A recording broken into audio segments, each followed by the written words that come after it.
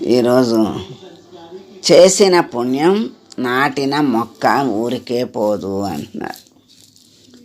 చేసిన పుణ్యం నాటిన మొక్క ఊరికే పోదు. కొంచెం చిరిగిన పంచె కాస్త చిరిగిన చొక్కా ధరించిన ఒక వ్యక్తి తన 15 సంవత్సరాల కుమార్తెతో ఒక పెద్ద హోటల్కి వచ్చాడు. ఇద్దరు కుర్చీలపై కూర్చోవటం చూసి మరి వెయిటర్ వస్తాడు కదా, వచ్చి 2 గ్లాసులు చల్లటి నీళ్లు వాళ్ళ ముందు పెట్టాడు. అడిగాడు, మీకోసం ఏం తీసుకురావాలి అని. ఆ వ్యక్తి ఏమన్నాడంటే, 10వ తరగతిలో మొదటి స్థానంలో వస్తే ఈ ఊళ్ళోని పెద్ద హోటల్లో దోశ తినిపిస్తాను అని మా అమ్మాయికి మాట ఇచ్చాను. మా అమ్మాయి మొదటి స్థానంలో వచ్చింది కాబట్టి తన కోసం ఒక దోశ తీసుకురండి అని చెప్పాడు. దానికి వెయిటర్ అడిగాడు, మీకోసం ఏం తీసుకురావాలి అని అడిగాడు. అతను అన్నాడు, నా దగ్గర ఒక దోశకు సరిపడా డబ్బే ఉంది, నాకేమీ వద్దు అన్నాడు. మొత్తం విన్న తర్వాత వెయిటర్ ఏమన్నాడంటే, ఏం చేశాడంటే యజమాని దగ్గరికి వెళ్ళాడు. విషయం మొత్తం చెప్పాడు. చెప్పి, నేను వీళ్ళిద్దరికీ కడుపు నిండా పూర్తి భోజనం చేయించాలని అనుకుంటున్నాను.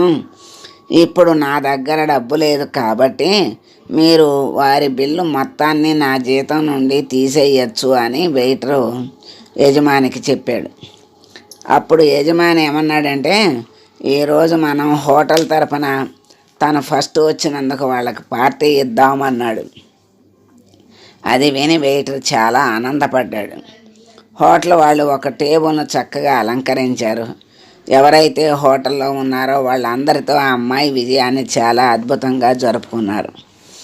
ఆ యజమాని వాళ్ళకి 3 దోశలతో పాటు ఇరుగు పొరుగు వారికి స్వీట్స్ పంచమని పెద్ద సంచిలో ప్యాక్ చేసి ఇచ్చాడు. కొద్దిసేపటికి అతని కుమార్తె కళ్ళల్లో ఆనందంతో కన్నీళ్లతో తమ ఇంటికి వెళ్ళారు. ఏళ్ళు గడిచిపోయినాయి. ఒకరోజు ఆ అమ్మాయి IAS పరీక్షలో ఉత్తీర్ణత సాధించి ఆ జిల్లాకే కలెక్టర్గా వచ్చింది. ఆమె ముందుగా ఒక అటెండర్ని అదే హోటల్కు పంపించి, కలెక్టర్ గారు అల్పాహారం తీసుకోవడానికి వస్తానని చెప్పారని తెలియజేయమంది. హోటల్ యజమాని వెంటనే ఒక టేబుల్ని బాగా అలంకరించాడు. ఈ వార్త వినగానే హోటల్ మొత్తం కస్టమర్లతో నిండిపోయింది.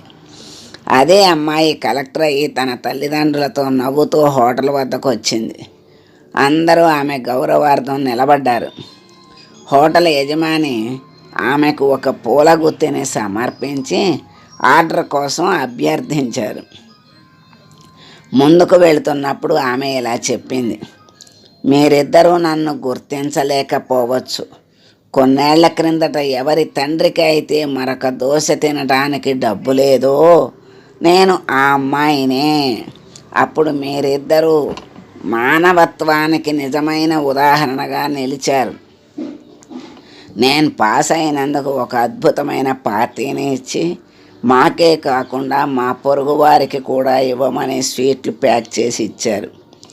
ఈరోజు నేను మీ ఇద్దరి మంచితనంతో స్ఫూర్తి పొంది ఇప్పుడు కలెక్టర్ని అయ్యాను. మీ ఇద్దరిని నేను ఎప్పుడూ గుర్తుంచుకుంటాను. ఈరోజు ఈ పార్టీ నా తరపున ఉన్న కస్టమర్లందరికీ మరియు మొత్తం హోటల్ సిబ్బందికి బిల్లు నేను కడతాను. అలా అని అందరి ముందు వాళ్ళని సత్కరించింది తను. ఆ హోటల్కు ఆ సరస్వతి పుత్రిక ఉన్న బంధం గురించి నలుగురికి తెలిసింది. హోటల్ వైభోగం 10ంతలు అయ్యింది. అందుకే అంటారు, చేసిన పుణ్యం నాటిన మొక్క ఊరికే పోదు అని.